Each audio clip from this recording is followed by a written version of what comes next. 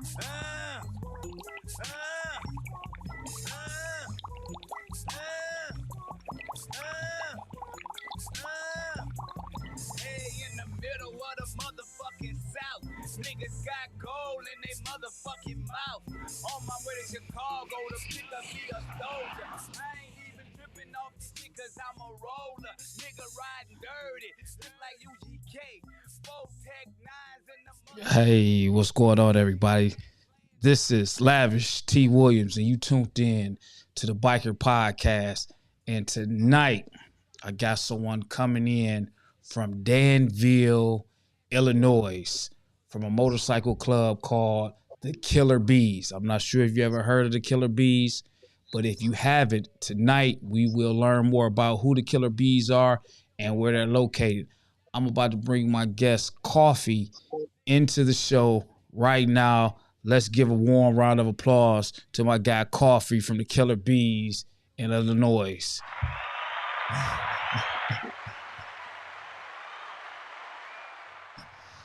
Coffee, what's happening, man? What's going on, brother? How you doing, man? Man, I'm doing great. Man. I'm glad to have you here.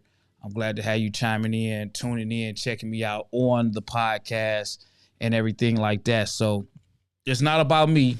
Tonight is simply about you introducing who you are to the world and sharing about your motorcycle club, man. As we talk motorcycle stuff, man, we want to know who you are, man. We want to learn more about the Killer Bees and all that stuff, man. So let's start off by speaking on who you are. Who are you?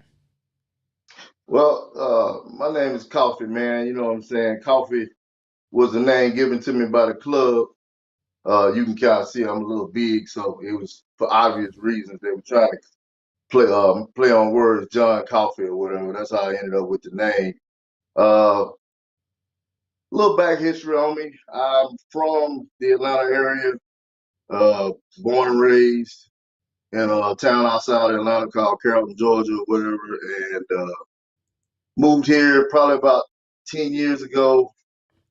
Was here probably about, I don't know, a few months. My neighbor was one of the members of the Killer Bees or whatever. And, I've been riding bikes pretty much all my life. And when I got up here, I had uh, my Suzuki touring bike and went riding with these guys, hung out with them and, like what they had to offer or whatever.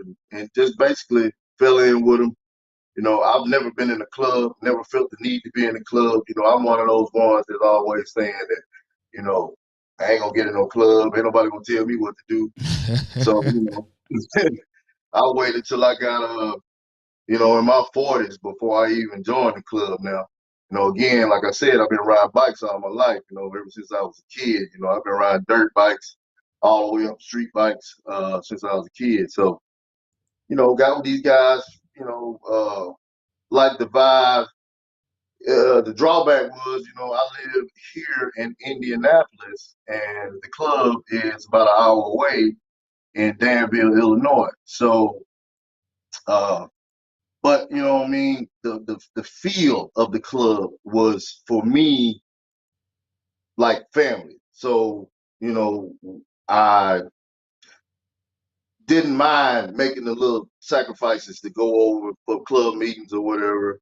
Uh, Keep in mind, now Danville is a small town, relatively small compared to a lot of towns in America or whatever. So when I go over there, it's a small town feel, so it's a little bit more close knit. You kind of get a little bit more love on the set, whatever. But at the end of the day, it was all about what they had to offer for me, like my fit, my feel.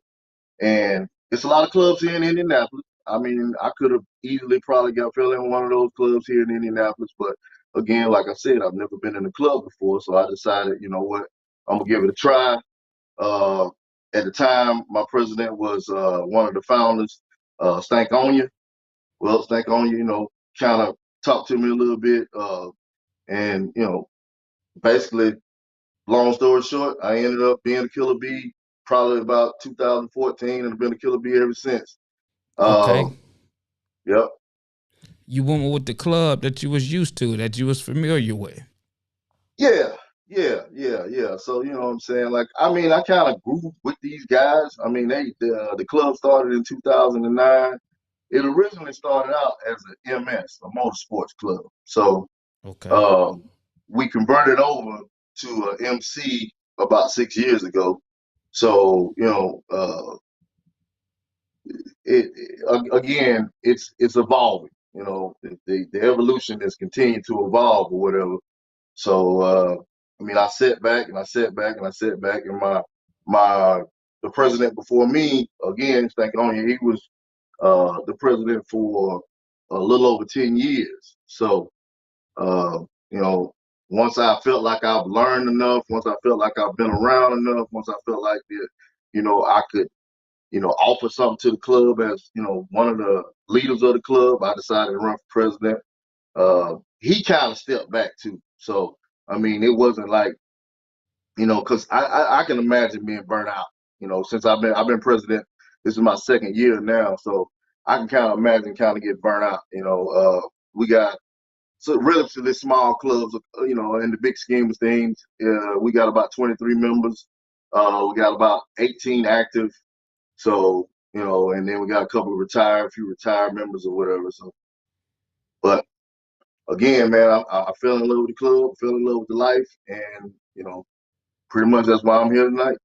Oh man, no, I get it, man. So you was in here, and it was a motorsport club. Now at this time when you got up in here, you didn't know the difference between a motorcycle club and a motorsport club. None of that Oh kind well, of you stuff. know, well, I'm gonna tell you the truth. Yeah, I know Oh, you because did know. I'm from the Atlanta area, man. You know what I'm saying? It's more clubs down there than you could probably count. You know, you've been to Atlanta before, Yeah. so you know what I'm saying. I've been offered to be in a club. Hell, I grew up. Uh, the main club in my town was called the Invaders or whatever. You know, I grew up going down to the motorcycle club is what we called it. You know, and hanging out and all these different things and stuff. It's just that I never felt like that it was ever going to be a fit for me because, you know, again, my lifestyle was different back then also. You know, I was out there in the streets doing my thing, you know, and when you out there doing that, you know, you sometimes, you know, some things are just not for you at that particular time. No, So I at that get it. I time, get it. I yeah. get it. No, I definitely get it. So coming up here, man, being a motorsport club to an MC, and everybody want to be an MC. Everybody want to start a motorcycle club. What was that transition for you in your club going from motorsport to MC? I'm not from that area, so like what's the politics? What was involved? What was the changes? What was the prereqs? Was it a simple task? Was it a hard task? Knowing the right people? Well, you know, the way it was kind of put to us was, you know, at that particular time, uh, you know, without going into too much detail, you know, everybody was told if you had less than 10 years, then you need to be down with somebody that was a dominant. So, Okay. you know what I mean? That was kind of like set wide. I don't know how it worked in Detroit, but here that was kind of how it worked. So, uh, the dominant that we fell under or whatever decided that you won't be a MS anymore. You're going to get the paperwork done. And you're going to be an MC because you ride because our patch is, you know, pretty much set up as a MC patch. You know, we got a B on a motorcycle. So they were kind of like, you know, you ride most of the time. You guys are on bikes more than you are in cars. So you know, at the end of the day, y'all gonna be an MC. So that's how we ended up being an MC. No, that's cool, man. And the reason I asked that because every area, every city, depending on where you at, everybody got their own way of doing things. And for Yeah, people that's listening, they might be wanting to transfer over, switch over from a social club, riding club, motorsport club, and it's better to hear like different stories from other individuals because it might already help them get a jump start on what might be required if that's the move that they're looking to do down the road. Say, hey, I was listening to Coffee from the Killer Bees, and one of the things that he pointed out was they were always riding. So it might touch somebody and hit them and put them in the direction of, hey, this is what we need to do. And then they take from all of these different angles and they see what works best for them. Now, you say that you're not like Danville. That's a small town. So when you say small town, what's the biker population like down there? Well, you got three. Well, let me put it like this: you got three black motorcycle set clubs over there. You have the Untouchables, you have them boys, and then you have a social club there called Loyalty Divas. Uh, and so the set for the size of the town is pretty big. You know what I'm saying?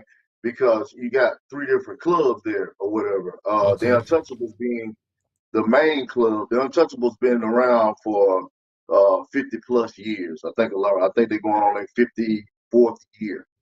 So they've been around for a long time. And then them boys, are it's a Danville chapter of them boys. Okay. Yeah. No, that's cool. Now, them boys, you say it's a Danville chapter. Is that a Illinois club? No, that's actually Indianapolis club. That club was founded in Indianapolis by a guy named Yellow, which is one of my good friends or whatever. So he founded that club, and I mean that club is flourishing, man. So it has. I think he has. I don't know, 6, 7, 8 chapters uh, uh, nationwide, and he's continuing to grow. Okay. That's a good thing, man. We always want to see growth and progression with these clubs, man. That Yeah, means that a lot of people somewhere they putting in the work, they putting in the effort in order yeah. for their club to grow. Now, when you started your club, no, let me rephrase that. When you started and got into your club, how many members was it? And then from you joining the club till now, how were y'all able to gather members, and what do y'all look for in your members? Well, I mean, to be honest, it was about it was between 18 and 20 members or whatever. Uh, and at the time that I joined, we we got up to about 24 at one time, and then people started to fall off, especially when we became an MC. MCing is a lot different from any other thing that you're doing out there or whatever. If you're gonna be an MC, then it's MC protocol you gotta go by. And basically, and I want to give him props because Stank Onion was able to help us transition by all of the different relationships he's already built. So it's three founders: Stank Onion, Big Butcher, and Tank. And those three founders really helped us transition pretty good. Okay, yeah, no, that's cool. Now, are your founders, and this is something I want to ask because you said you've been the president for about 2 years. Mm-hmm. Your time in the club, total time, how long do you have? You 8 came in what, years. 8 years? Okay, so you've been in 2014 is going on 9 years. okay, going on 9 years. You've been the Yeah. president for 2 years. The Yeah. founders in your club, are they older members? No. They range from 40. I think one of my founders is the youngest one is like 47, and then Okay, the oldest one is 53 or whatever. So they still out here. They still ride, okay. except for my founder Butcher. He was in an accident at the beginning of the club, and he lost the use of his legs. So on a bike, Oh, so he got hurt wow. and he lost the use of his legs. Yeah, sorry to hear that. And Yeah. the reason I brung that up, and I'm not sure if you experienced this from just being in the club world, when you Hmm. got up and coming guys that's in these clubs, especially a lot of older clubs, you'll notice in some of them how um, you get a lot of the newer guys, up and coming guys. They have fresh ideas, and some of the clubs like stung their growth because Hmm. you had these older guys, and I do believe that the older guys are there for a reason Hmm. because they Hmm. set a foundation. They help build the club to where it's at, but then it gets to a point where, hey, you done did what you were supposed to do for the club, and it's time for the next group of men, the next generation to carry that torch. But it doesn't always happen like that. It's a lot of bigger, older clubs where some of the founding members or some of the older members, they don't seem to like change, and they get stuck. They get stuck, and I've seen so many different clubs over the years. We all have our time. I Yeah. believe every club, they have their time, and what happens once you get that time and that time goes, sometimes these older members, they get stuck in that year, Hmm. Yeah. and they don't want to hear like these new ideas, these fresh thoughts, and Hmm. their mind isn't changing with time. And sometimes I feel like that hinders the growth of a club, where I've seen, people leave from one Yeah. club Yeah. to go to another club because their ideas wasn't being heard. They had goals, and I see it all the time, man. You got a lot of these young guys, man. They full of energy. They passionate about the club, and they got ideas. And next thing Yeah. you know, they're constantly getting shot down. So that's why I asked, was the founders of your club, were they a lot older, to ask how was the transition for you being a newer guy coming into the club and then now being the president. How was it? And was it just, hey, Coffee, man, it's your time, let me see what you can do with the club and the direction that you might take the club to? Well, I mean, I'm gonna be honest with you, Lavish. You know what I'm saying? This is this man's baby. You know what I mean? That was their baby. They basically nurtured it and raised it because it wasn't meant to last this long, man. You know what I'm saying? They've been going over 10 years strong as far as with the established organization, and it was kind of hard. I'm imagining for him to just give up on that, but it had to be the right person at the right time. And me, what I really did was I did my time, but I also I paid attention to what we needed, and I took the time to let him know that it's gonna be all right. Because I still communicate with him on a regular basis about what we're gonna do as far as the direction of the club, how we gonna do things. At the end of the day, man, if you're president of a club, you gotta listen to your people, but you gotta stand firm on your decisions. So when you become the president, no matter what everybody else thinks, you know, in your mind, you got to believe that you deserve to be in that position. So, you know, I feel like the more confident that I am about me leading the club, the more confident he is about handing over the club. So at first, I would say, yeah, you know what I'm saying? He probably thought about it. Being the president for 10 years, that's a long time. You got some clubs that literally have presidents for life, Yeah, yeah, or yeah. whatever. You know what I mean? So I can imagine, giving it up or whatever. But at the end of the day, me and him, we have a rapport. To whereas if I have any questions or need any advice, I call him, I talk to him. But I got a lot of people actually in this club to lean on. The club is it's still finding its identity. You Okay. know, I feel like this, uh, one of my things was when I became president, I wanted to say, let's go national. Let's start, let's go national. Let's be a national club. So let's start, identifying places, to try to, grow the patch, grow the brand. But then as I've been president, I've started to learn that the first thing you got to do is make sure your foundation is solid before you start to branch out. No, So, definitely that. Definitely.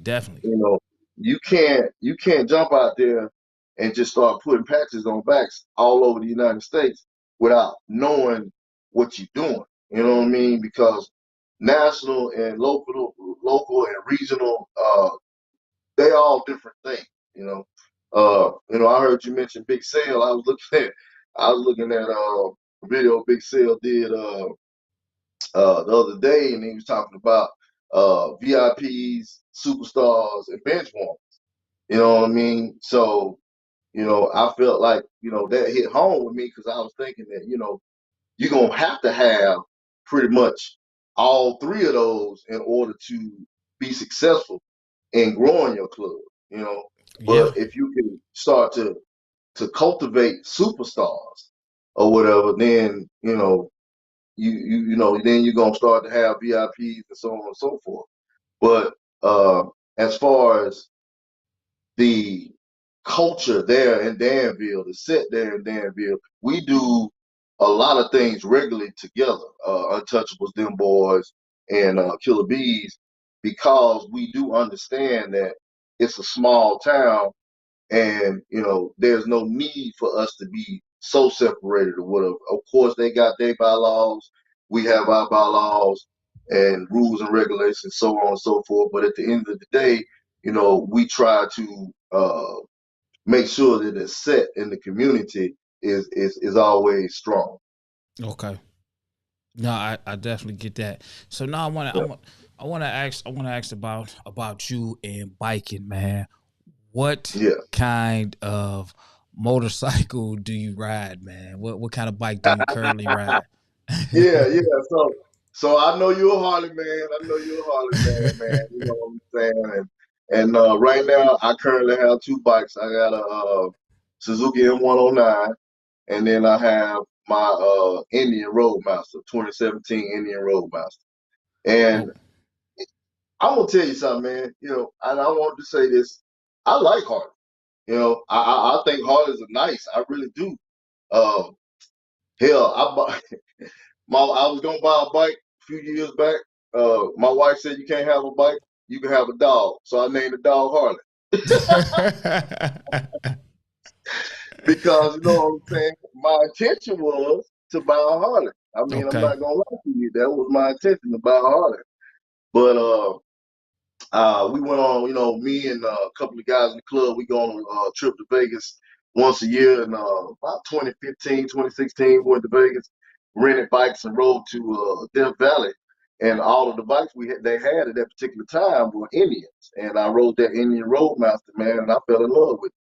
So that's how I ended up buying it. And I love my bike, I love Harleys. Harleys are nice.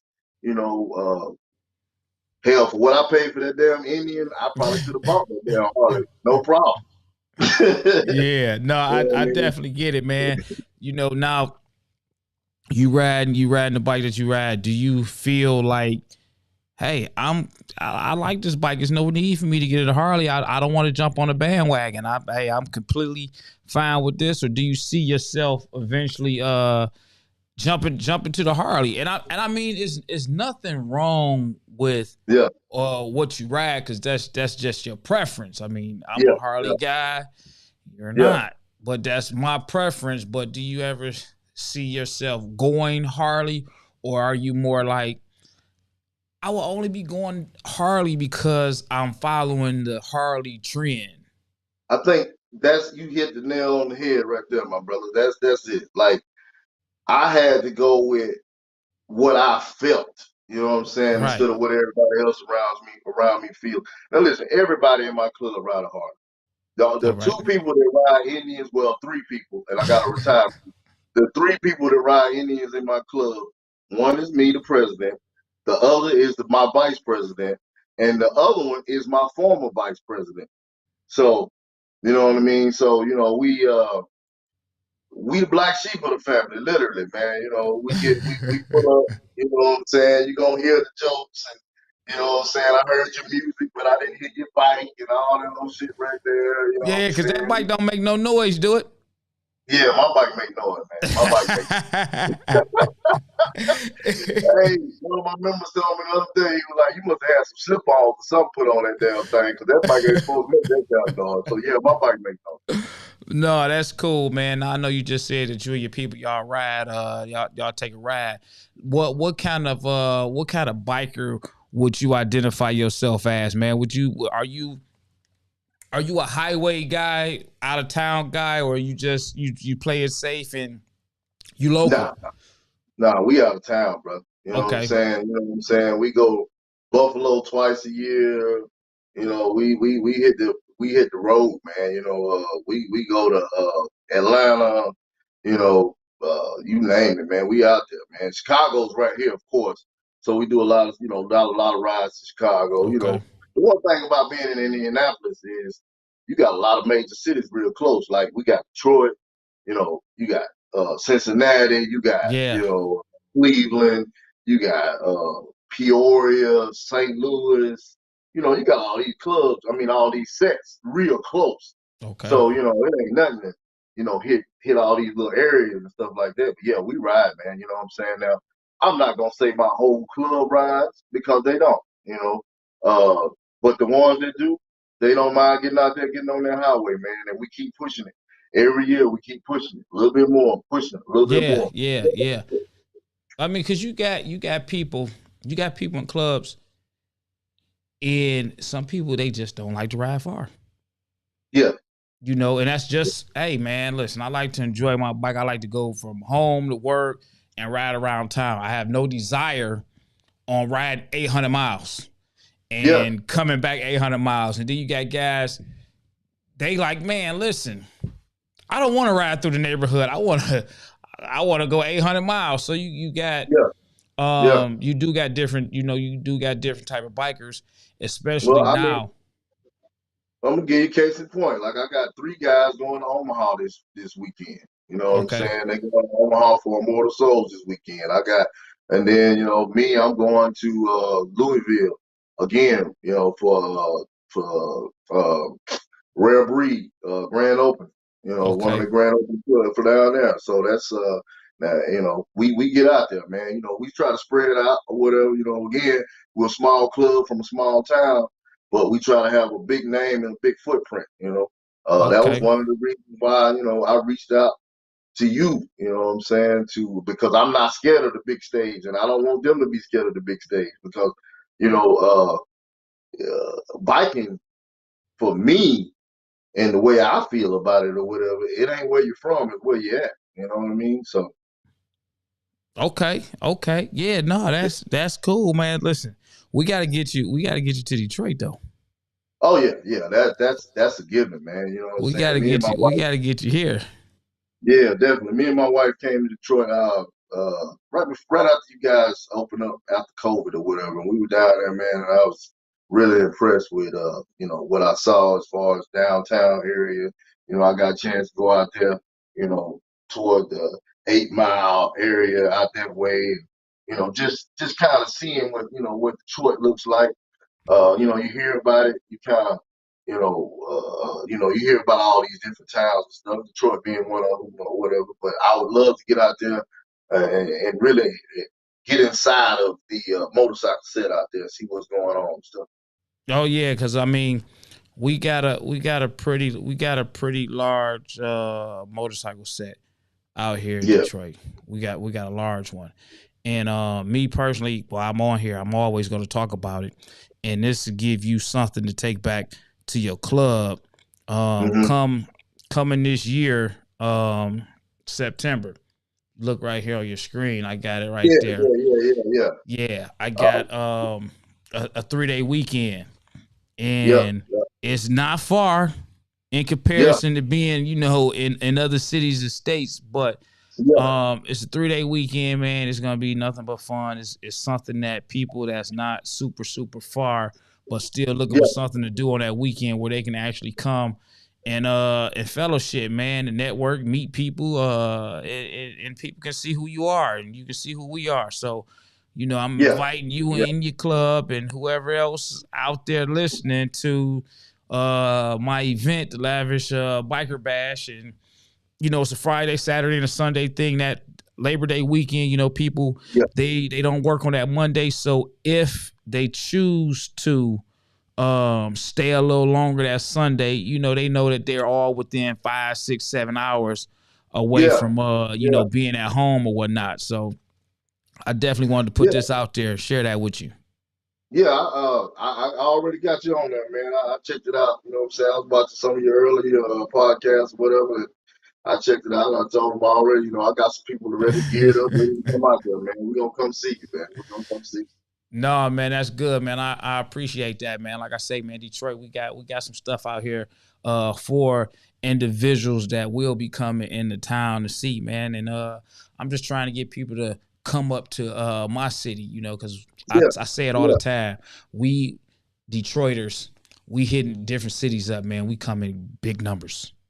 Big yeah, numbers, yeah, and we trying to get some of these numbers and some of these people to come support our city, to come see our yeah, town, to say, yeah, hey man, it's really happening in Detroit, man. They really got a nice bike set, man. They got some cool stuff going on, and we can yeah, sightsee. We can get some of this Detroit history, man, because they sleeping on Detroit. They heard about us because we've been around for a very long time, man. But it's like, yeah. I'm trying to give people something to come here for, to see and do, and they can constantly go back and share with other people. Man, I went down to Detroit, man. I had a ball. I can't wait to do it again. I met some real cool people.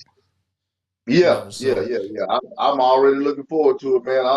You know what I'm saying? Look, for me, it's like this, man. Uh, if wherever I go, no matter where it is, what set it is, or whatever, if you got on a cut and you ride the motorcycle, if you ain't riding the motorcycle, you out here on the set, I'm gonna show you love. You know what I yeah, mean? yeah, yeah, And that's just all it is to it, man. So I feel comfortable no matter where I'm at. I ain't feeling no ways about nothing. When I go out there, when I step out, because I feel like that we all out here for a common goal anyway. We love our motorcycles, we love to ride, we love to to show off our bikes and and basically show love to each other, because the biker community itself, whether it be down south, Midwest, out, up north, east, west, no matter where you go, man, the biker community, especially the black biker community, for the most part, it's all love, man. You know what I'm saying? You got a few individuals out there that you know, that's hardcore, and they just ain't gonna bend or break. But then for the most part, man, you got a lot of clubs out there with a lot of interesting people, with a lot of interesting stories or whatever. And I've been, basically, for lack of a word, I've been data mining these people for few years now. Just picking yeah, people's brain, sitting back, watching how people move, watching how clubs move or whatever. And at the end of the day, man, it doesn't matter how big the club is. It really doesn't matter how small the club is. We all basically move basically the same way. You know, yeah, I was watching one of your podcasts earlier before I came on, just and you were doing an interview with Just GQ, and yeah, yeah, yeah, and he said something, man, that was really profound. Like he was saying, about the peace army. I like that idea, like you said, man. When you pull up on the set, you got these guys mugging and stuff, and you see me, like you looking at me right now, and if I never open my mouth, if I never say anything to you, if I don't never smile, you're gonna be like that big black ball motherfucker, ball head motherfucker. He crazy as hell. You know what I'm saying? I ain't messing with him. Or either you already on guard. You know what I yeah, mean? Like you better not say nothing wrong to me, because and so I'm disarming from the get go or whatever. I speak to everybody. I'm a real believer in that patch. Respect all, fear none. I'm a real believer in that patch. you got to get out here and show love to your people, because not only is it the motorcycle set, the majority of the motorcycle set that we deal with is the black motorcycle set. So, it's a duality there. You dealing with your people and you dealing with your people. You got Yeah, what I'm saying? yeah, So, yeah, yeah. you know, Now, man, because I just want to know as far as ride, man, let us know what's one of your most memorable rides, trips, just your most, if it's more than one, that's fine, but what is your most memorable biking story? my most memorable trip, man, was when we went to Gulfport for Roundup, man. Uh, that ride that was supposed to take I don't know 15 hours or whatever. Of course, it took about 20. We had to stop in Tunica where it wasn't because bikes broke down, but that heat was pounding on you. And then at that time I was riding the M109, and you can imagine, bro, that was the most uncomfortable ride, to say the least, or whatever. Because my bike is really loud. It's really strong, and I was the road captain or the assistant road captain at the time. And I was, my road captain didn't go, so I was up front, and it was brutal. But what I loved about it is we made the trip together. We stayed in the same house together, and our best times were not when we went to the event. It was when we were doing things together, like at the house, and then we rode to New Orleans together, and we, walked around, the streets, and what I'm saying, Bourbon, and over there on Decatur, down on the canal, and we did all that shit together. Right. But when you say the reason that is most memorable for me, because again, I'm gonna tell you, I was road captain, so we coming back, and the road veers out. Well, it's a whole bunch of bikes leaving that same day. It's on Sunday, everybody leaving or whatever. We rode that the day before. We rode that bridge. I think it's a 22-mile bridge or whatever. So we rode that bridge, and my secretary at the time, well, she's still my secretary. Her bike broke down on the Right, bridge. right, right. So they had to end up pushing her off of the bridge or whatever. So then the following morning when we got ready to go, we had to put her bike in the trailer, and then we put the other bike that was small enough to go in the trailer, because we ended up having to rent. We didn't even have a trailer with us. We ended up having to rent a U-Haul, Right. and our two bags got the smallest U-Haul we could find. Or whatever. So, we end up having to put two bikes in there because somebody had to drive or ride with the women, because we had women following us or whatever. And they weren't one of the women capable, I ain't gonna say capable of, but willing to pull that trailer with that bike in there. So we ended up putting two bikes in there, one of them being mine.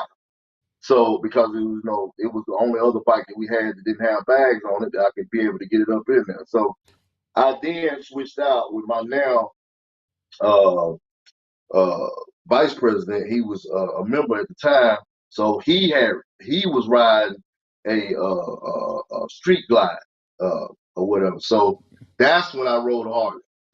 Okay. Yeah. Well, How was that street glide ride? all right, man. I ain't gonna lie. I ain't gonna lie. I enjoyed it. So uh so we getting ready, we coming back, all the bikes, we following, the bikes or whatever, so people cutting in and out like they do, everybody trying to get home. And we lost our trail car, and I'm looking at the GPS on my phone. Well, the GPS is telling me to go to New Orleans and then go up to avoid the storm, because it was a storm coming. So my trail car, they go up, you know what I'm saying, and they go the right way. And unbeknownst to me, we definitely went the wrong way. Man, we got caught in the storm, man. And when I say it was terrible, it was terrible. I didn't have no rain gear. Well, I had on a half helmet or whatever, and some glasses. So we started back. We got caught. We had to stop under a bridge. Then we got back home. We started again or whatever. Storm hill started hitting. Had to stop, pull into a abandoned gas station. When we pulled into that gas station, the water wasn't no water on the ground when we pulled into that gas station, or whatever. And then a couple other bikers pulled off. Matter of fact, it was a couple guys pound for pound. They pulled off with us or whatever. So we all there gonna call ourselves gonna wait it out. But there wasn't no waiting it out, man. So after a while, the water had risen to over the top of the concrete at the little abandoned gas station or whatever. So we all like, man, fuck it, we finna go. So we get on the road and we ride, and you know what I'm saying, and the little windshield, and I'm down behind the windshield, and I'm praying the Yeah. whole way, please, please let me make it, please let me make it. So that ride that should have took us 2.5 hours to get to Jacksonville, Mississippi, took us almost 7 hours. 7 hours. Yes, took us, and that storm wouldn't let up, man. It would not let up, man. Every time we thought we had done beat it, we pulled over to the rest stop, and then that's what fucked up. Pulled over to the rest stop. Guys had to go in there and use the bathroom, whatever. They go in there, and the lights are off, and the toilets are out of order because they got the electric toilets. You know what I'm saying, with the with the infrared flush on Yeah, and stuff. yeah, yeah. So the guy telling them that they can't use the bathroom. Shit, my guy was like, man, damn that, we finna use this toilet. Yeah, we on some biker stuff right now, man. So I guess this your guy, man. He said wrong way ass. Lester Potts, that's your guy. Yeah, that's him. Oh man, so listen, do you feel like, because I always speak on it and I say that when you take these road trips with people, whether they're in your club or just bikers, man, the fellowshipping, the bonding, the time that you spend on that road, man, you get to meet people in a different way. You can see them in your club for the last 2-3 years, but once you get out on that road, man, the experience with them, it can let you know, hey, this guy is a good guy. This guy is annoying. This guy is a crybaby. He's a whiner. He's a pest. Share that fellowship and from your perspective of being on the road with your club members. Hey man, you know what? I gotta say, for the most part, my club members were who I thought they were. Except for a couple of them. Now, a couple of them, they were quitting. I had one. He told me, he was like, "Man, I quit. I quit. I ain't never doing this shit no more." He said, "This stupid ass shit right here." You know what I'm saying? So I had a few of them like that. But for the most part, then I found out who got them baby bladders. You know what I'm saying? The ones who got to keep pulling outside the room. I found out about that. I found out about, I heard my man GQ again. I heard him and I heard Big Sam was talking about, packing for the ride. Yeah. Knowing how to eat on the ride, all that stuff right there. Well, we learned a lot of that shit. You know what I'm saying? As a matter of fact, we still learn, man. It's one of those things, like the gas stop. You know how everybody stop at the gas station. You in a big group. You want to try to gas and go. That's your objective. Yeah, it don't work out like that. Man, listen, you when one motherfucker walk in the gas station, it's over. It's over. Everybody got to stop. Everybody got to go in there. Now you're going to have everybody getting fuel except for that one or two people. Man. And when y'all take off, knowing you got about another 200 plus miles before the next stop, but you got that one guy. Well, I thought I was going to be good. I didn't get no gas because I had gas already. And he on the sports. Oh man, that's every 100 miles. yeah. And he on a little bike. You know what I'm saying? A little gas tank. Yeah. You know what I'm saying? He can make it. Come on, man. So we learn a lot about highway riding. We learn about and you learn that over time. You learn about what you need to do when we pull in a gas station. You got to gas up. No matter where your gas gauge is sitting at, no matter where your tank is, put some gas in there. Cause, you slowing us down. We trying to get here or whatever. And if you're on a bike and it say 3 hours to the destination, then you might as well go ahead and tack on another hour and a half, 2 hours. Yeah. Because you know what I'm saying, with the gas stops and all these different things and stuff like that. So well, yeah, camaraderie though, man, that is the biggest thing, man. Like having these stories, having these shared experiences that you can have with somebody for the rest of your life. You know, if if I ever move away from here and I'm somewhere else and I run into one of these guys, at a different time and a different place, and shit, I'm 80 years old. The first thing I'm gonna do is start laughing because I'm gonna be like, man, you remember that time? That's it right there. That's it. That's That's it it. right there, man. And that's That's the that's what feeling. we get, man. It's those memories, because when you go Yeah, into that clubhouse, man, you in that group, or when you getting ready to take a road trip, you always talk about that one thing, that yeah, whatever it was that was hilarious, that was yeah, funny. yeah. That time he broke down, the time we had to sit on side of the road. It's all those memories, man. Man, It's all of that, wonderful, man, man. You know, all of you don't get that, man. That's like one thing I like about these motorcycles, man. And riding them, man. Just meeting different people, man. Are the bikers around? And I know times have changed since I've been out here riding.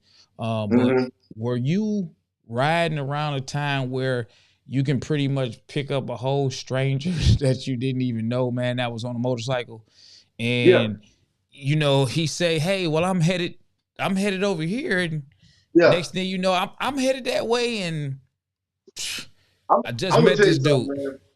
man. In Atlanta, Yeah. that's something that happens all the time.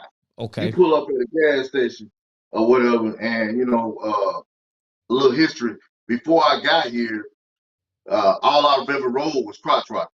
So I'm not. I was a sport bike man. You know what I mean? I never thought I was gonna get old enough to even be on a cruiser, man. You know what I'm saying? That's how I ended up on the M109 in the first place, because I felt like that was the closest thing I could get to a sport bike without going all the way fully cruising. So, but back then, I say in the '90s, mid '90s or whatever, if you had a bike, first of all, if you had a bike, you special as it goes anyway, Yeah. because they head turners. And then, what I'm saying 95, 96, all the way up 2006 or whatever. Uh, you pull up a gas station or whatever, you pull up at a restaurant, it's another couple of dudes sitting there or whatever, they like, man, where you going? Well, I'm going down here to Jones Pearl. I'm headed out here to Latonia. I'm going up north, what I'm saying, to Gwinnett County or something like that right there. We're Mm-hmm. gonna go hang out and do this shit. You know what I'm saying? Ain't nothing to jump in with them. That's how you build those bonds and stuff. Yeah. No, Now definitely, man. now it's a little bit different, you know what I'm saying? Because you do have to be a little leery.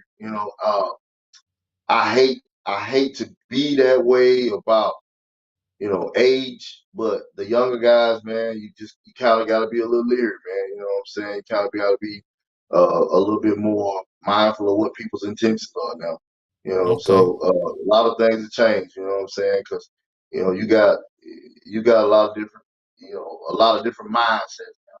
You know what I'm saying? Because if you think about it, back then, if you paid $12,000 for a Harley, you had a nice Harley, a brand new nice Harley. $15,000 or whatever. But now, CBOs they going for Oh, fifty 60, thousand 70,000 dollars. dollars. Yeah, some You know what crazy I'm saying? Now, you know what number. I mean? Crazy numbers. They keep going up. They keep going up, and I'm a firm believer, Lavish, that they going up because we ride. I believe they are increasing the price because black people ride. You You know what I'm black saying? people's Hey, buying them, constantly buying that's them. it. That's it. So they keep raising the motherfucking price.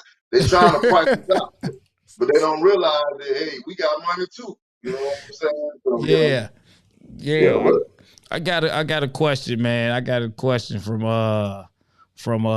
Tommy Guns, man. He want to know, is Big Brown Bay still with the Killer Bees?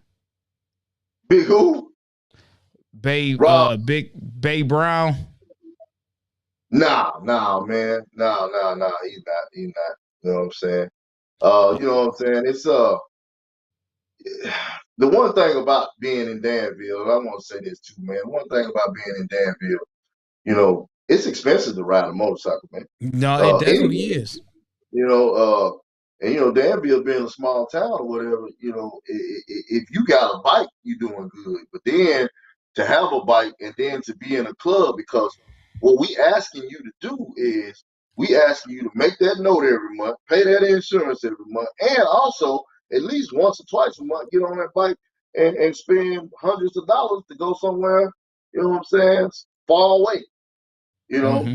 so the pickings are a little slim, over there or whatever, but I wouldn't have it no other way. I ain't gonna lie to you, man. It'll be easy. Right now, it'll be easy for me to just say, you know what, I'm gonna go ahead and join one of the clubs over in Indianapolis, make it easier for me, make it where I don't have to go back and forth to Danville. But I really love it, man. I love my club. I love the people in my club. I love the way that we interact. We can be mad at each other, but at the same time, we still gonna make sure each other taken care of. So, that's the culture that I wanted to breed, and that's the culture that we got. Okay, no, that's definitely cool, man. He said he Yeah, gonna see you in May 13th. yeah, May You got you 13th, man. got you got you got your party, man. So you got to talk about your ride through party. Yeah, yeah, man. May 13th, our party. We having a day party, night party in Danville. We rented. We're able to secure a building where the parking lot is huge. Our mindset was, uh, for the most part, anytime you go to a party, everybody go in, they pay to go in, they make their rounds, they be seen or whatever, and then they go back outside to their bike. That's right. You know what I'm saying? If the weather nice, if the weather good, man, and that's just what it That's is, it. man. We That's not it. sitting inside the bed because Yeah, it's probably too hot. yeah, Everybody outside, depending on the size of the clubhouse, man. Me yeah, personally, I know in the summertime, I'm outside. yeah, I'm on the bike. yeah, I'll come inside. If I got to do my color count, I come inside. yeah, If I got to use the restroom, I'll come yeah, inside. But other than that, the party is outside. yeah. And the premise of it was really, it's kind of like we got the idea or I got the idea because other people have been doing it for years, as you alluded to when we talked to you earlier this week, whatever the ride through part of it. Yeah, So we went to Buffalo and we went up there and we met with this club Top Gunners up there or whatever, and they did a ride through. Man, I was so impressed with that ride through because you ride your bike through to get counted. yeah. And my thing is, I wanted to try to expound on that. So my party is you ride your bike through to get counted, but the party's outside. You know what I'm saying? The DJ's outside, the party's outside. It's a block party. We're gonna light the parking lot up. During the daytime, we're gonna do games. Our bike games are like no other bike games. I can guarantee you that. We do the bike games during the daytime from 12 until 5, and then our party is from 9 until or whatever. But what we want to do is we want you to showcase your bike. We want your bike to be the center of attention. We want Okay. you to come down and know that everybody gonna know that's your bike. Cause you see him, you walk through the parking lot, and that dude laid back on his bike with his foot up on his peg, got his music playing. You understand what I'm saying? Cause he wants you to see him. Cause he's proud of his bike. He Yeah. put money in his bike. He put love in his bike. He done shine it up all day long so he can make it to that party so somebody see that bike. You understand what I'm saying? And that's what I want. I want you to ride your shit. That's my Right. mantra this year. Ride your shit, man. That's what my flyers say. You know what I mean? It's basically I want you on your bike, man. I want you to ride your shit, enjoy your shit. I was at a bike night last night here in Indianapolis at Block Runners, and I was explaining to a guy that walked up to me, what my party was about. And I said, you got to ride your bike to the party to get counted. And he's like, well, man, shit, I ain't gonna get counted. I said, you got a bike, right? I said, you got a bike, right? He said, yeah, man, but shit, I can't ride my bike all the way over there. Danville is 79 miles away, man. If you don't want to ride that bike 79 miles an hour, miles away, put that motherfucker up, man. You know What what I'm kind of saying? bike you have, man? Did he have a crotch rocket? Tell me he didn't I have a think he got, cruiser. I think he got a Harley. You know what I'm Oh saying? man, I ain't get gonna out of say no here. name. I think he got a Harley. The man said he didn't want to ride that Harley that far. You know what I'm He ain't saying? want to ride that So, Harley. yeah, he talking about he a trailer. You know what I'm saying? But for those watching and for those who see this on, you know what I'm saying, replay or whatever, hey, look, man, ride your bike over to Danville. You won't be disappointed. I look at it like this, man. If you look at it like all I'm gonna do is go to the big parties. All I'm gonna do is hit the Rare Breeds, the pound for pounds, the Kings of the South. You know what I'm saying? What is the Tigers out in Baltimore? If you're gonna hit these big parties or whatever, I get it. But we can make these small parties big parties. Yeah, And yeah. the small parties, the good thing about it is with the people of influx of the people or whatever, you don't never know who you're gonna meet. You'll Because never know who you gonna meet, man. like you said, if you do the big parties or whatever, you pretty much gonna run into the big names. Because the big names gonna be at the big parties. You know what I'm saying? You're gonna have the ones who got the names and all these different things like that and stuff like that. You're gonna have them, the superstars, the VIPs, as Big Sale said. You're gonna have them. You know what I mean? But and when it comes to where I am, we're literally right off of the highway, right off of Interstate 74. You can get to it no matter where you're at in the country. You know what I'm saying? It's gonna put you off right there. You're gonna come to the party. You're gonna pull into this huge parking lot, and you're gonna basically do what you was gonna do anyway. You understand what I'm saying? And Right. then you're gonna skip the other part or whatever. Weather being good, we're gonna have tables inside the building so you can go in and sit down with the air conditioner or whatever and all that good stuff. But at the end of the day, man, the party outside, where the bikes at. And when we get ready to do the ride through, we encourage you. Burn that tire up, do a donut, whatever you want to do. You know what I'm saying? We got a whole section of the parking lot set up for you guys to go out there and do what you got to do. Enjoy yourself. Enjoy your bike. If you that guy that can get on it and fishtail it down through there without tearing up shit, then we got an area for you over there. We got an area for you over there. You know what I'm saying? To do that, because how you got them guys who felt like they could ride until it Yeah. was time to ride. Till it was time to ride, man. Then they didn't embarrass themselves and they didn't embarrass their crew, man. They Yeah. didn't But you know embarrass what? everybody. You know what you just said earlier about them stories? Was That's another story right that's there, another man. story, man. Man, That's another story the right there. good thing about these stories, man, and kicking it with people, kicking it with people in the bike world is this.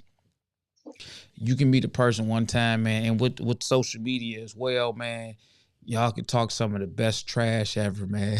And it's Yeah, all love, man. You can yeah, talk some of the yeah, best trash. When I see you, I'm gonna run this bike down. If you in the sound competition, when I see you, my music gonna blow your music out the way. If you in the custom stuff, my bike got more custom stuff, man. And it's always something to stay interactive. yeah, With yeah. each I other, got man, on a you know, you friendly, know, competitive level. I get it, brother. I get it. I'm riding Indian. You understand what I'm saying? Yeah. Yeah. How many times I hear all the time, man? I hear from the man. I deal with my man Crazy Dog, the president of Atomic Dogs or whatever. Hey, he's a racer. He's a racer. His bike is set up to race. He's like, I'm gonna drag that Indian all the way up and down the highway and all of those shit right there and stuff. You know what I'm saying? So Yeah. I'm cool with that, and I want you to do that. If that's what you're gonna do, let's go out here, let's have fun or whatever. Because if you got that story about how you just drug my Indian up and down the road or whatever, I ain't mad. I ain't mad because I know that Indian. I'm gonna drag some people up and down the road too. So Definitely. so it's all good. It's Now, all do you as far as riding, um, are you just a cautious rider, or do you actually do you toy around on the bike? Would you do an eighth of a mile or a quarter of a mile? Oh yeah, Um, yeah. I'm not okay. a racer. I'm not a racer. I'm by no means or whatever, man. But I'm not scared of no bikes. You Okay. understand what I'm saying? Like I said, I've been riding since I was a kid. So I feel like if you can ride a dirt bike, you can do anything on a street bike. You know what I'm Okay. saying? Once you learn how to ride from the age of 8 years old all the way up and stuff, I can handle my bike. You know what I Okay. mean? I've, you know, for by the grace of God, brother, I've never been in an accident on a motorcycle, and I've been riding motorcycles since then, or whatever. Now I done had little falls and scrapes and shit like that, but so far so good. Now that ain't saying that won't never happen because it can happen with the best of them. You understand what I'm saying? I'm just saying that I try to do my best to keep my bike upright, or whatever. But yeah, man, you know what I'm saying? It's for me. It's all of that. It's all of that. Okay. It's the speed. Like I love the speed. I don't like. I'll get on one M109 and I'm gonna make it do what it do. I kept it for that reason.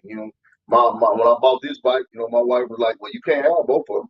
So I told her, you know what I'm saying? I hope she can't hit me, but I told her I lost the time. Now, do you ride? Do you? She told me I heard that. Oh, she heard. She listening. I got to make sure he ain't saying nothing I don't disagree with. Now, what do you ride? Do you ride your wife? Is she interested in riding on the bike, or that's not really her thing? And do you also evolve her, bring her around the world, the bike world, or do you keep it totally separate? Nah, I bring her around. You know what I'm saying? When she wants to go, you know what I'm saying? It's a choice. Uh, it's like this, man. I chose to do this, and when I discussed it with her to tell her, this is what I want to do, you know, uh, and she's there when she needs to be there, wants to be there, and she always has an open invitation. She knows that, but she rides on the back of the bike, but she's not a big fan of it. Okay. She's definitely not a fan of going long distances on the back of the bike. One of the reasons why I also bought that Roadmaster was because it had a comfortable, passenger seat. She could sit back there and basically go to sleep on there. You know what I mean? Okay. If that's what she wanted to do, but and eventually she gonna get there. She still feeling it out. She gonna get there. She's still a little fresh, man. So you said, and I know she around, but I want you to be honest, man. You said that she don't like long distance rides. Has she got on the bike with you, and as you ride, you sat there and thought to yourself, I don't even know why I even asked her if she wanted to come with me. I should have just went with my first mind and not said nothing to her, man, because Well, I I'm gonna want tell to you turn this, this man. bike around and drop her back off. I'm gonna tell you this right here, bro, and this real talk. I think she's so terrified on the back of that bike, she ain't even said nothing, man. You know what I'm saying? She wait till we get stopped because I can feel her behind me with her hand about behind or either around my waist or Yeah. behind me or whatever, holding on to my backrest or whatever. I can feel it. I'm like, yeah, you know what I'm saying? I gotta watch that speed. But once we locked in, we locked in. And she don't say nothing until we get to where we're going. But yeah, I don't think she like it like that. She'll hit me with the I'm gonna pass this time. No, man, that's cool, man. And because we about to go ahead and wrap it up Yeah. shortly, man. But I want to ask you your opinion on this. I get Hmm. it from both sides, depending on the age and depending Hmm. on the generation of bikers. What do Hmm. you feel about women in the motorcycle world, women bikers, and women that ride these motorcycles being in the MC world? Are you able to really speak on that with your age in the motorcycle world? Or is Yeah. that something that it's like that since I've been in the world, but you've been around for a while, Yeah. so Yeah. Yeah. what would be your Well, I opinion and mean, take on that? okay, Lavish, let's think back, man. I don't know how old you are, but I'm 50 years old. Let's think back. Let's say early 90s, mid 90s, or something like that. If you saw a girl on a boat, on a bike, you was impressed. You was like, man, that girl on that bike, man, and I don't care what she looked like. She looked good. It don't Yeah. matter what she looked like. She looked good on that bike. You understand what I'm saying? So Now that with the progression of how the women ride, I'm impressed more than I'm in awe a little bit because these women clubs versus these men clubs or whatever, Oh but you know man, that's what listen, MC man. supposed to stand for. These women clubs, man, these They women making out here these wearing these guys like look bad, man. look, my secretary, she ride, man. And when I say she ride, she ride. And I done seen her handle her bike. She got a Harris, I think she got a soft tail or whatever, but she handles Okay. her bike, man. You know what I'm saying? And other women around, like here in Indianapolis, you got Club 317, President Tic Tac, whatever, his club, he got about 70 strong and 70 members strong. And I say maybe 25, 30 of them women, and all of them ride, bro. No, All of man, them ride. that's good. You Me know what I'm saying? personally, I like to see the women on their bikes. Yeah, I think they look good on their bikes. yeah. These women, when I say they own it on their bikes, they riding these bikes. They going investing in custom works on their bikes. These Hmm. women, they riding cross state lines on these Yeah, bikes. These yeah, women got yeah. more miles than some of these guys on these bikes, It, man. hey, it's impressive, bro. It's impressive. And, I hear some people say it's embarrassing, but for me, it's not. Yeah, It's impressive. I love the fact that they are strong enough and willing to do that. But you gotta understand, we're talking about black women. When black yeah. women set their mind, when they set their mind, so white women too, but black women when they set their mind something, man, they gonna do it and they gonna do it big. You know what I'm saying? They ain't finna come out. They ain't finna come out with no little kitten heels on. They finna wear the 6-inch spikes. You Yeah, understand what I'm they saying? coming out with a vengeance. They got something they got to All of that. show. All of that. Yeah. They got something to say, bro. They got something to say, and I appreciate every bit of it, man. You know what I'm saying? I have the same love for them. Sometimes, man, I get carried away. Like, how you get off your bike, you dapping everybody up and stuff, and then you walk up to the ladies, you supposed to give them a hug, but I'll be like trying to get up dap too, because I'm like, you know what I mean? Hey, Man, listen, real, man.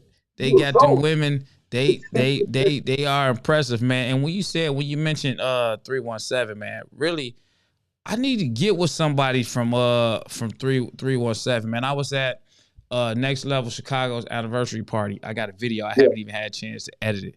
I don't yeah. know I don't know if they got a theme song, man. But they theme song is surf. Swag is so. Oh, okay. Yeah, So that's swag they. surf. Listen, I'm on the stage recording, man, Yeah, and that song came on. yeah, yeah, yeah, yeah, yeah. Hey, man, them 317 guys and girls, they was in their own zone. It was a dark skinned guy. I don't know if he was the president or not, man. And that dude, he pretty much Was danced it dark, all dark, night. He dark was a skin, dark dark skinned. skin, black, bald head like me? Yes. Yeah, yeah, that's Tic Tac. Smaller than That's Tic you. Tac. That's him. Yeah, yeah, Man, that's that Tic dude. Look, put it like this, man. If I was next to him where he was yeah, dancing, I probably would yeah. have just had to bag up, man, to go into a whole nother area, man. Hey man, when I say high energy level individual, high energy level Energy individual, was. man. I'm saying his energy, man. It was through the roof, Yeah, man. they just They was had, no, they was they sitting just over had, there. they I'm Yeah, like, yeah, yeah, yeah, yeah, yeah. man. Yeah, they make you want to swag surf. You know I what know I'm it. saying? I know it. I'm like, man, look at this guy. Didn't he? It was some girl, man. I mean, he was into it. He was into it. Picked the girl up. I'm like, all Yeah, right, yeah, man. That's yeah. not That's it. probably that's probably that's probably his wife. That's probably his wife, Mocha. You I'm know what like, I'm saying? They out there, man. You know what I'm they saying? out But there. That's the guy that yeah, I don't want to mess with, man. With a guy with energy, with that yeah, kind of yeah. energy, man, leave him They alone. just had a party. They just had a party this weekend past, man, and it was lit. You know what I mean? Okay, They parties be epic, man. You know what I'm saying? They got people that get out there, bro. When I say they no get out there, they stuff. everywhere. As a matter of fact, but that's like my, if you got a brother club, that's our brother club. You know what I'm Okay, saying? we got our clubs in Danville, but 317 over here. I got two brother clubs over here that'll be 317 and them boys. And you know, that's our thing, man. You know what I mean? And yeah, they do it, bro. And if you ever get a Yeah. chance, they got a party coming up in I think in August, man. But yeah, if you can ever come up to Indianapolis and do one of them 317 parties, you will see some different shit, bro. You gonna see some different shit. You gonna see some memorable stuff if you come up here for one of these parties. I gotta give it to them. Yeah, no, I definitely, man. They energy, man. Listen, man, they energy was through the roof, man. That's why Yeah, you had to remember them if you was paying attention, man, because they brung so much energy out, and I'm yeah, just looking like, man, I got to get in contact with one of them, but yeah. I Well, you definitely know, need to get their info. I definitely I got the contact information. I'll put you on him or whatever, no problem, man. And also, you know what I mean? Like I wanna shout out like next level Chicago, man. You know what I mean? Them guys up there, I love them guys, man. Machiavelli, PT, nephew, you know, them guys up there, they don't do nothing but show love when we go up there, but that's the whole city, you know, of Chicago. We get love there. We get love over in Dayton, Ohio, you know what I mean? Heavy metal, you know what I mean? We get love over there. We get love Cincinnati, you know, Buccaneers, you know, everywhere, bro. So, you know, I got to say again before we get ready to get off here, bro. I love this motorcycle thing. I love this Yeah, biker thing, and the reason I do, and the reason I'm so passionate about it, man, because you know it's hard for us to be unified in anything, you know, as a people. You know, we seem to always be at odds, you know, every time about something. But in this biker community, man, when you pull up to a party, you know, you even if somebody walk by you and they got a pistol on their hip, you still feel safe because you feel safe. you pretty much know ain't nothing gonna happen out here, bro. You know what I'm saying? Because the set police itself, but also, you know, everybody came out here to have a good time, you know, and then nobody come out here for no drama and stuff. And it's probably one of the most controlled atmospheres that you can be in. So that's one of the reasons why I love it. Because you know, at my age, you know, I can't run, bro. You know what I mean? I ain't gonna lie to you. I mean, if they start shooting, the best I can do is lay down, and that's it. And I'm gonna be I'm gonna be kind of hard to get back up after that if I can. You know what I'm saying? Yeah, so No. yeah. No, But man, yeah, that's cool, man. No, man, listen, man, I appreciate your time, man. I appreciate the time, man, that you had to give me, man, yeah, for us to kick it, man, and talk some biker stuff, man, and let people know who the Killer Bees are and about your party and your riding experience, man. I mean, that's just what I like to do, man. That's what we doing yeah, over here. When I do these podcasts, man, it's just introducing people from different places to other people that's in different places, man. And then sometimes, you know, like me seeing 317, I don't know him, but I paid attention to him because I was in yeah, another place, yeah, and we connect like that. You know, everybody connects yeah, some type of way, and that's what it's all about, man. Building these bonds, these relationships, man, networking goals, man, and finding other places that we can ride. Because sometimes you got some bikers, man, they ride to the same place year after yeah, year after year yeah, after year. And yeah, sometimes they want to go to other places and they don't necessarily always know the places to go to. They don't know how to reach out to people. And you got some people that's just, you know, they don't have that oomph about them yeah, until, you know, they meet yeah, that one person, say, come on, man, come on over here. And then they come out and they like, oh man, I'm glad you got me out here, man. yeah, I've been wanting to do this for quite some time, and you know, I'm just glad I did yeah, it now. So yeah. you know, You know, that's what we and try to do. before we get off here, man, I want to tell you, you know, we was talking, and I was explaining to you about the Untouchables, man. The Untouchables, like they've been around for a long time. Well, they got a compound over in Danville, about 15, 16 acres or whatever. It's probably one of the most impressive clubhouses I've ever seen, and it's in a small town, but uh, we having the following week after my party, we having a Midwest Bikers Fest. And it's gonna be down there at the Untouchables compound or whatever. And if you can't make our party on the 13th, I would love for anybody listening or whatever to come to our party on the 20th. The Midwest Bikers Fest, man. Midwest Bikers Fest is a 2-day event. It's a collection of clubs, and what we're trying to do, man, we really trying to establish something in the Midwest that's gonna stick.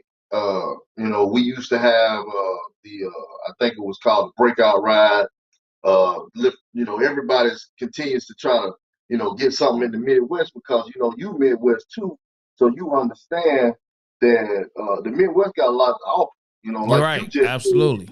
like what you just said about Detroit and the set and whatever. But if you think about it, man, we all keep going either out east or down south or out west. Nobody's really patronizing the Midwest where it's a lot of biker stuff going on in the Midwest. So, I want to promote that too, man. The Midwest Bikers Fest is, like I said, it's a group of individuals that happen to be in club or whatever, and we put together something that we trying to grow it, man. We're trying to make it a little bit bigger. This will be our second annual Midwest Bikers Fest. But for anybody that ever want to see a motor. All right. I think we lost him. I don't know what happened. I'm hoping that he calls back so he can finish that. There you go, right there. Don't want to get him off of here. Good. There you go. Let me get him back up in here.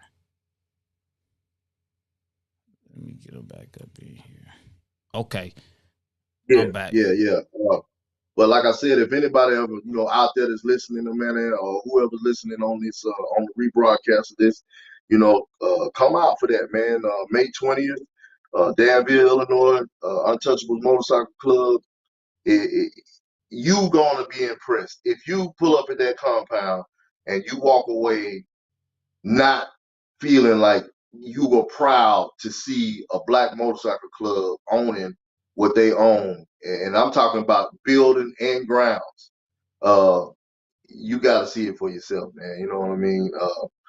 Danville, again, it's a small town, but that Untouchables have been around so long, and they had a wide reach.